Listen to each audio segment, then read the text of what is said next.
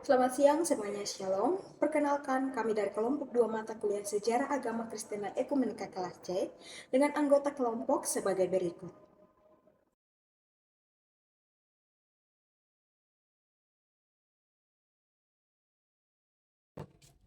Di saat ini, yang menjadi tujuan kami adalah membahas bahwa teologi Kristen sangat berperan penting dalam mempengaruhi gereja bagian barat pada abad keempat karena salah satu pandangan yang dikemukakan oleh Agustinus yang sangat menarik perhatian pemimpin-pemimpin gereja saat itu.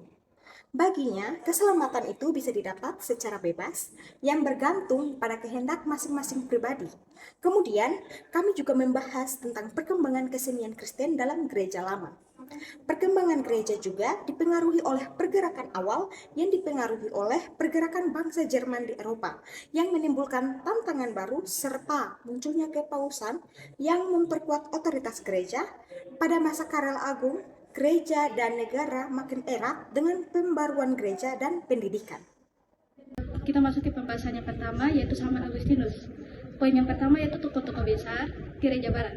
Sejak zaman Tertullianus, kurang lebih 200 tahun gereja barat memiliki banyak pembicaraan, namun belum memiliki ideologi yang besar. Baru pada pertengahan keempat, berkat pengaruh Athanasius dan Timur, barat mulai mengembangkan teologi dan kearifan sendiri. Sejak saat itu, pandangan filsafat Yunani dipadukan dengan semangat praktik bangsa Romawi. Dari sinilah muncul beberapa tokoh teologi ternama, yaitu Hieronymus, dan adalah seorang ahli bahasa yang menerjemahkan Alkitab ke Latin atau Vulgata, dan Ambrosius, seorang uskup yang melawan ajaran sesat dan memperkuat moral gereja dan seorang bangsawan Romawi. Situ kita masuk ke tokoh utama kita, yaitu seorang bapak gereja yang jauh lebih besar dari kedua tokoh yang tadi, ialah Agustinus, yang mengajarkan dosa asal, rahmat Allah, dan pentingnya hubungan iman dengan keselamatan. Poin yang kedua, yaitu pandangan Agustinus tentang perjamuan. Agustinus menolak transubstansiasi dengan menegaskan bahwa roti dan anggur hanyalah tanda lahiriah dari tubuh dan darah Kristus yang hadir secara rohani melalui iman. Ia menyebut Ekaristi sebagai firman Tuhan yang kelihatan, di mana unsur lahiriah menjadi lambang kuasa Allah. Pandangan ini kemudian mempengaruhi teologi reformasi, terutama Calvin. Sedangkan gereja Katolik baru menempatkan doktrin transubstansiasi sebagai resmi pada Konsili Lateran ke-4 tahun 1215. Poin yang ketiga, yaitu munculnya pengaruh-pengaruh.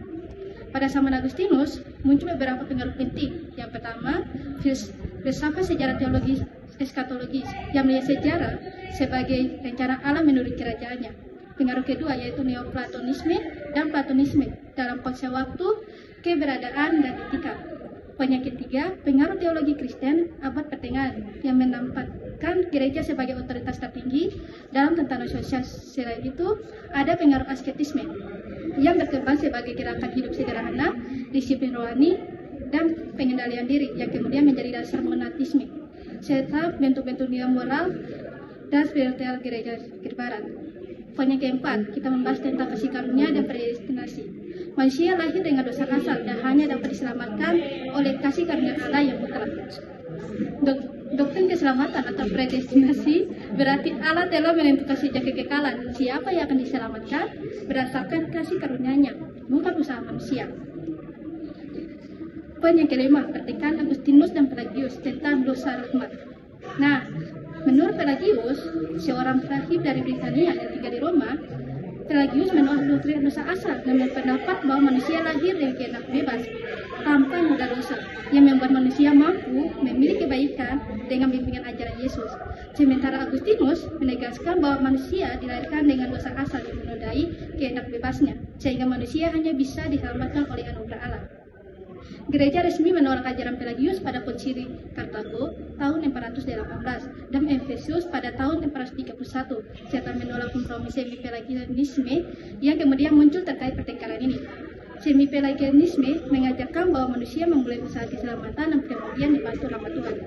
Ajaran ini juga ditolak dalam Sinode Orange pada tahun 529. Setelah itu, ajaran Agustinus kemudian menjadi fondasi utama dalam teologi reformasi di abad ke-16, terutama mengenai predestinasi dan rahmat mutlak oleh Tuhan yang dirumuskan kembali oleh Luther dan Calvin. Poin yang keenam, Atau poin terakhir yaitu hubungan gereja dengan negara menurut Agustinus. Dalam Negara Allah atau De Civitate Dei, Agustinus menulis sebagai pembelaan terhadap tuduhan kafir yang menyalahkan jatuhnya Roma pada agama Kristen.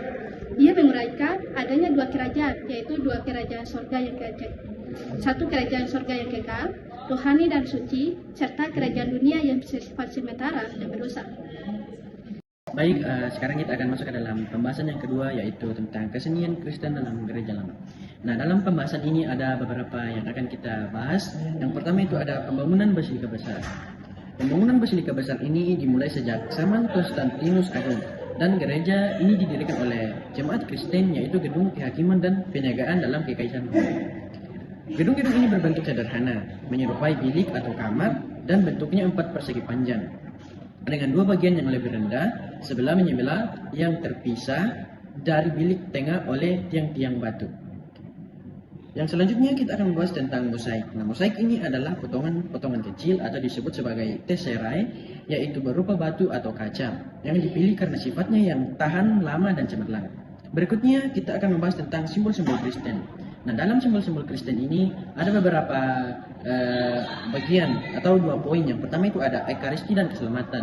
Nah, dalam Ekaristi dan keselamatan ini ada 2 poin. Yang pertama ada simbol ikan. Nah, simbol ini merujuk pada Kristus sebagai akrostik. Nah, akrostik Yesus Kristus, Putra Allah, Juru Selamat, dan keajaiban yang berhubungan dengan roti dan anggur.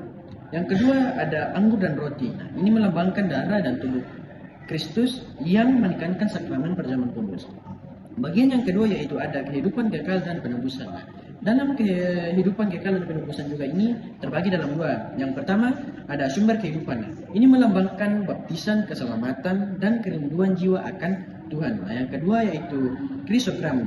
Ini adalah simbol dominan yang mewakili kedaulatan Kristus sebagai permulaan dan akhir, atau biasa disebut sebagai Alfa dan Omega. Selanjutnya kita akan masuk ke dalam pembahasan fungsi seni Kristen sebagai alat pengajaran. Seni Kristen ini berperan penting untuk umat awam melalui 3 fungsi utama, yaitu yang pertama fungsi didaktik atau edukasi. Ini berfungsi sebagai buku teks visual yang dipergunakan bagi mereka yang tidak bisa membaca kitab suci. Fungsi yang kedua yaitu fungsi liturgis. Nah, ini membantu umat awam menghayati dan memahami makna sakramen dan ritual yang sedang mereka ikuti. Yang ketiga ada fungsi kontinuitas. Nah, fungsi ini dipergunakan untuk mempermudah masyarakat non-Kristen untuk menerima dan memahami konsep-konsep baru. Selanjutnya kita akan masuk ke dalam pembahasan yang terakhir, yaitu bagaimana arsitektur gereja sebagai cerminan pertumbuhan gereja. Nah, dalam pembahasan ini kita akan melihat 2 bagian, yang dimana yang pertama ada pembaptisan dan penobatan yang menjadi cerminan pertumbuhan gereja, yang dimana poin ini itu keberadaannya dan dekorasi di baptisterium menjadi sangat penting karena dihiasi dengan mosaik. Nah, ini menunjukkan fokus arsitektur pada ritus pembaptisan sebagai pintu masuk ke dalam gereja. Yang selanjutnya, yang terakhir ada bagian poin dari pembagian bagaimana arsitektur gereja sebagai cerminan pertumbuhan gereja, yaitu Ekaristi dan komuni. Pada simbol-simbol Ekaristi yaitu anggur, roti, dan ikan terletak dengan ruang makan atau diakonikon dan presbiter atau biasa disebut sebagai tempat imam memimpin.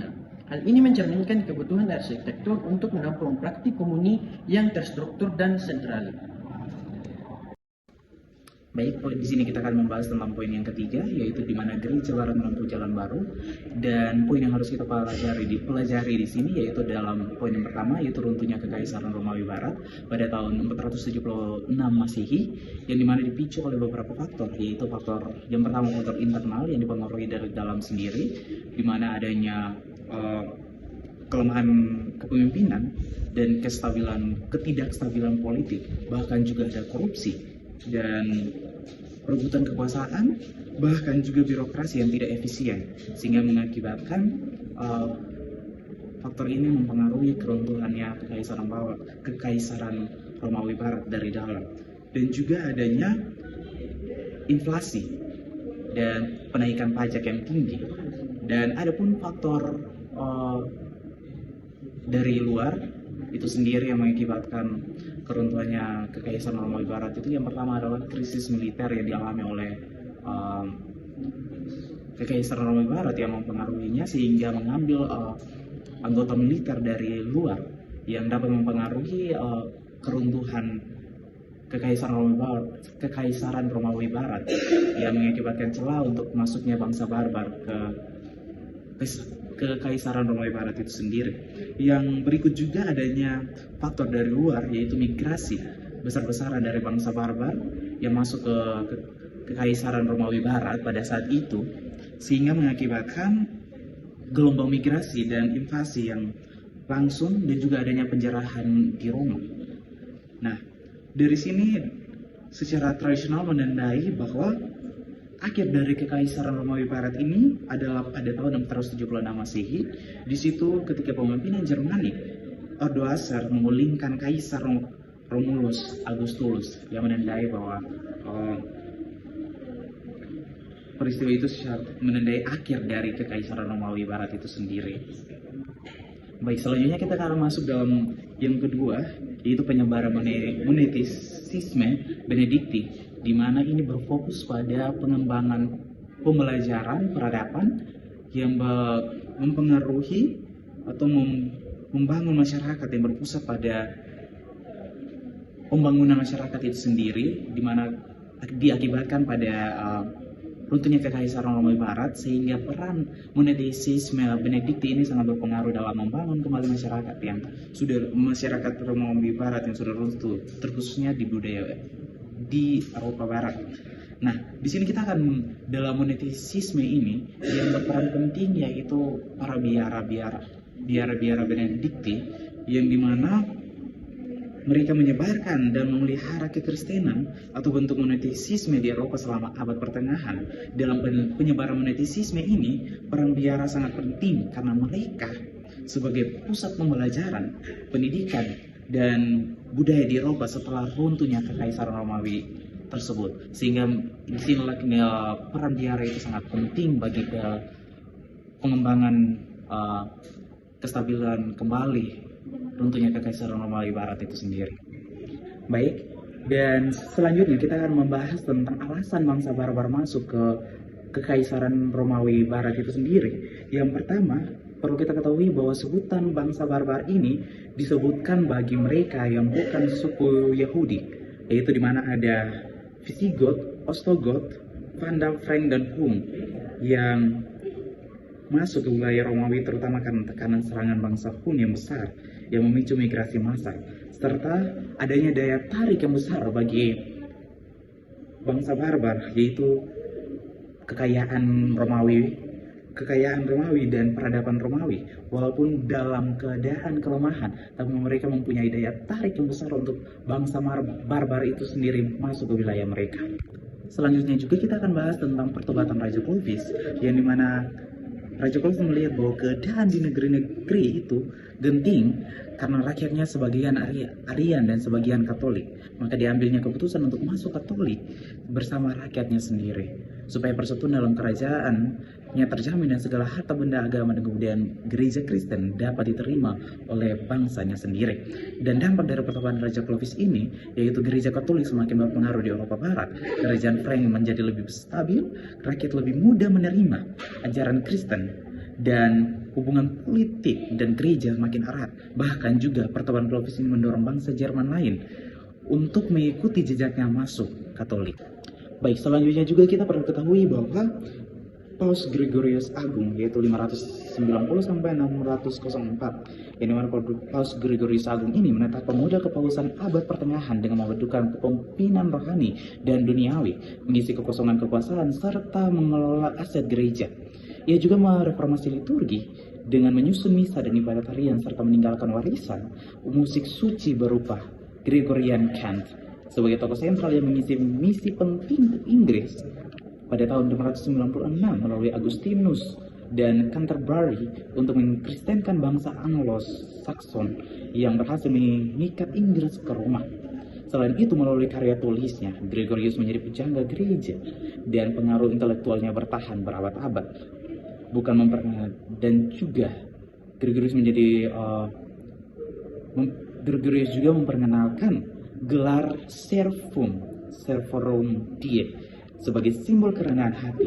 Ia juga dikenal sebagai Bapak Gereja Latin terakhir yang menghubungkan tradisi klasik dengan pemikiran abad pertengahan. Secara keseluruhan, Gregorius Agung membentuk karakter kepausan dan gereja barat dari aspek sipil, spiritual, diplomatik, hingga artistik, sekaligus meletakkan dasar kepausan pada abad pertengahan. Baik, pada subpoin bagian ini, pekabaran Injil di Eropa ada 4 poin yang ditekankan pada bagian ini. Yang pertama, Irlandia sebagai pusat awal pekabaran Injil di Eropa.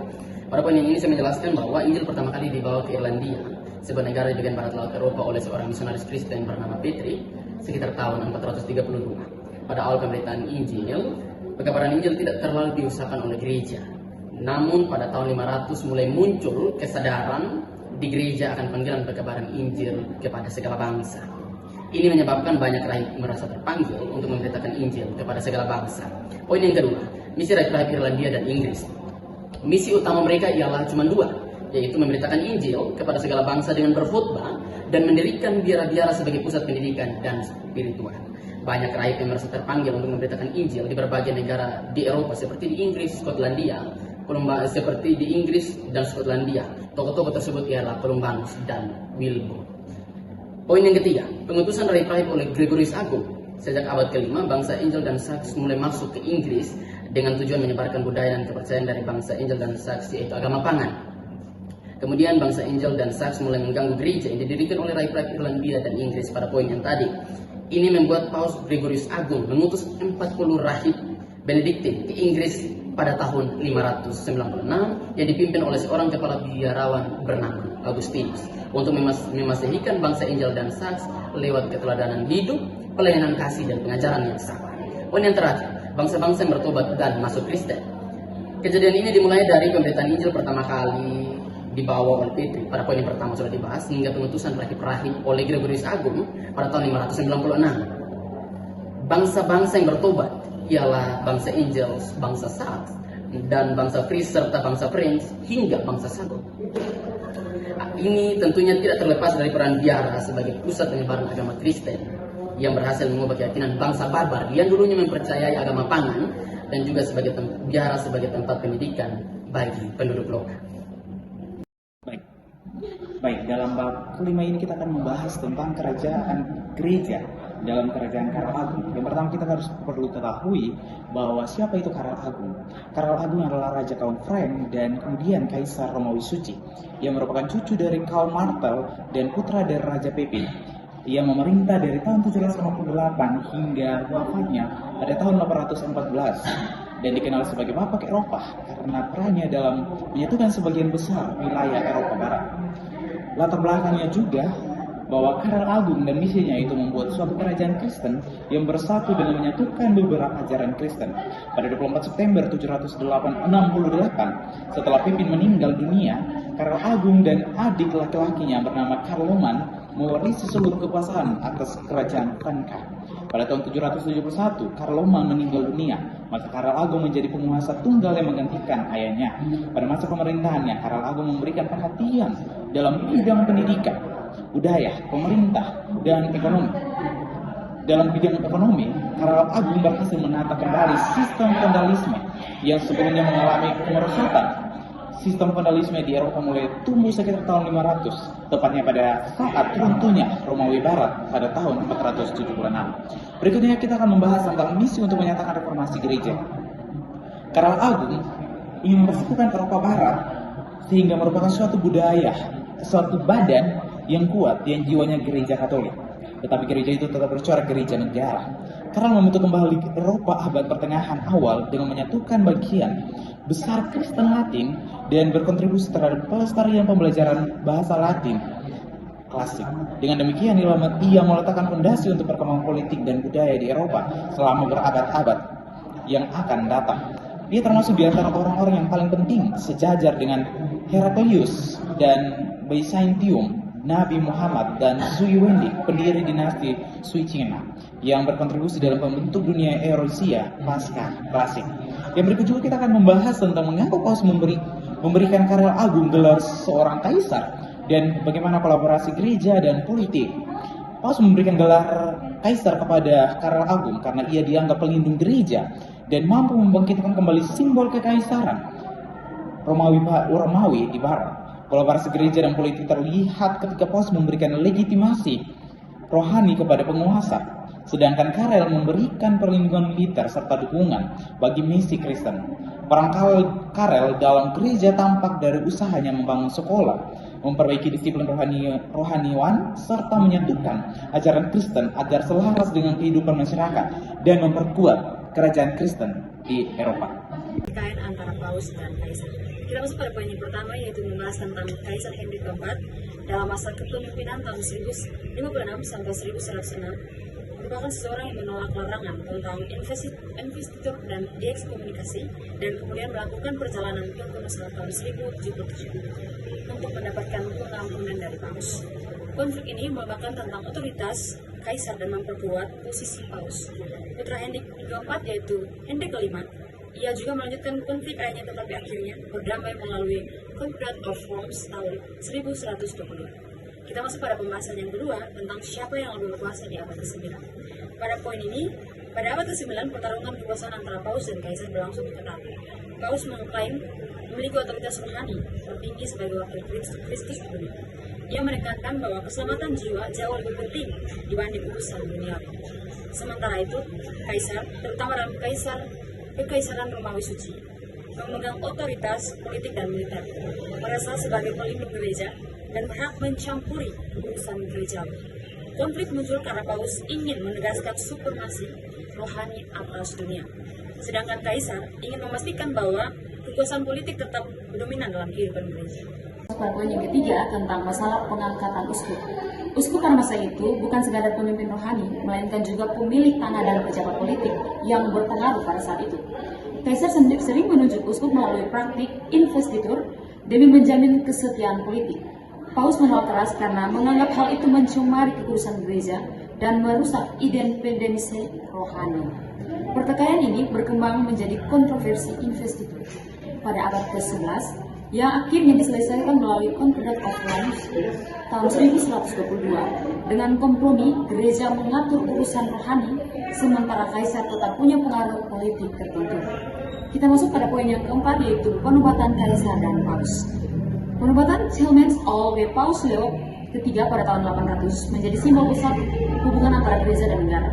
Penobatan ini menimbulkan pertanyaan, apakah Kaisar menjadi tunduk pada Paus atau Paus hanya memberikan restu simbolik. Secara teoritis, tampak bahwa Paus lebih tinggi karena gelar Kaisar dianggap sah melalui berkatnya. Namun dalam praktik, Kaisar tetap memiliki kekuasaan nyata dalam politik dan militer.